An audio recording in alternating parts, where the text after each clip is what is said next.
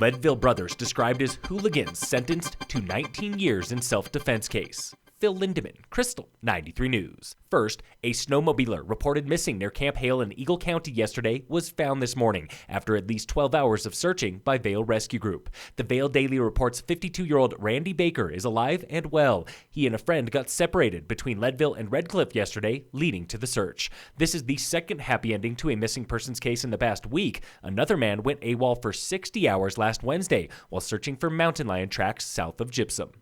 Voters gave Summit School District $920,000 this past election by continuing a mill levy for teacher wages and mental health services. But the district has come under fire for discussing a blanket 2% pay raise, which gives administrators up to 3 times more than teachers. At today's board meeting, the newly elected school board discusses ways to best spend that cash in a closed executive session. Stay tuned in coming days and weeks for their decision.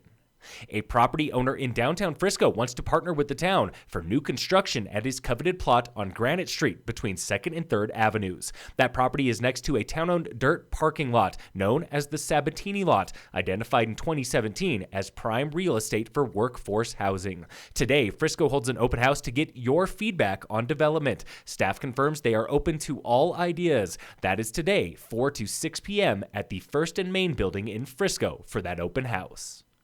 Carlton Findley, the Beaver Run Resort employee charged with attempted murder for allegedly stabbing a coworker January 8th, is out of jail on $20,000 bond. The DA's office confirms Findley posted bond last Wednesday. He is due back in court January 29th. Multiple witnesses claim Findley attacked a 40-year-old coworker with a knife. Surveillance footage shows people tackling Findley to the ground and holding him down when he sliced a second coworker on the hand. Both victims are recovering.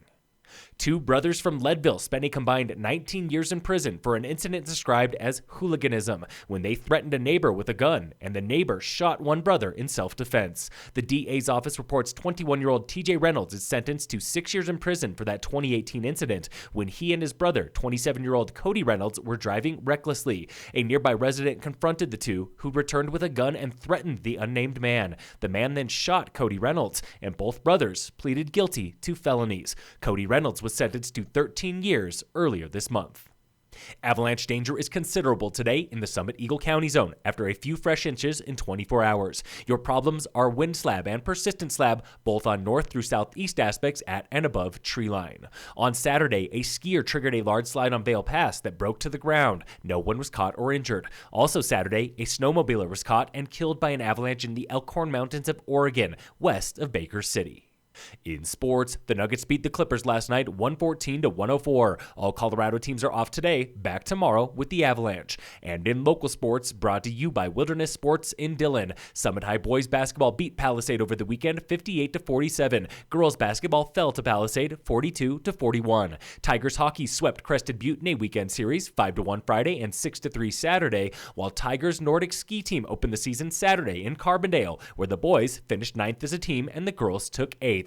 The Alpine season opener was in Winter Park, racing giant slalom Friday, where Summit boys team finished 3rd, girls tied for 3rd with Middle Park. All preps teams are off today, back tomorrow with basketball and wrestling. Phil Lindemann, Krystal, 93 News.